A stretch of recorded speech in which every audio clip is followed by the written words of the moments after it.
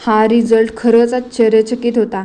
तर पाऊस इकडे सुरू झाला आणि वातावरण इतकं छान झालं, मला तर खूप जास्त आवडतं आहे. त्याच्या आनंदात समोसा खाऊन घेतला आणि आता ही वस्तू तुमच्या समोर आली म्हणजे तुम्हालासुद्धा समजलंच असेल की कशाचा रील्स आहे. तो रीलसुद्धा मला सतत येत होता. म्हटलं एकदा ट्राय करून बघूया. माझ्याकडचा हा तांब्या मी यूजच नव्हता केला, तसाच होता आणि त्याच्यावर थोडेफार डाग होते. म्हटलं की काढून बघू.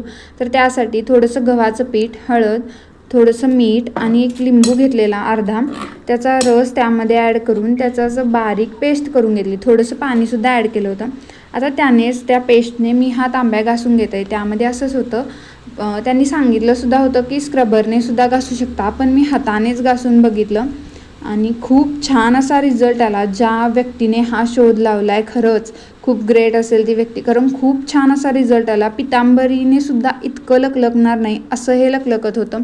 बघू शकता किती छान धुतल्यानंतर दिसतंय. आता त्यामध्येच सांगितलं होतं की धुतल्यावर लगेच पुसून घ्यायचं, म्हणून मी ते सुद्धा करून बघितलं. खूप छान रिझल्ट आला आहे.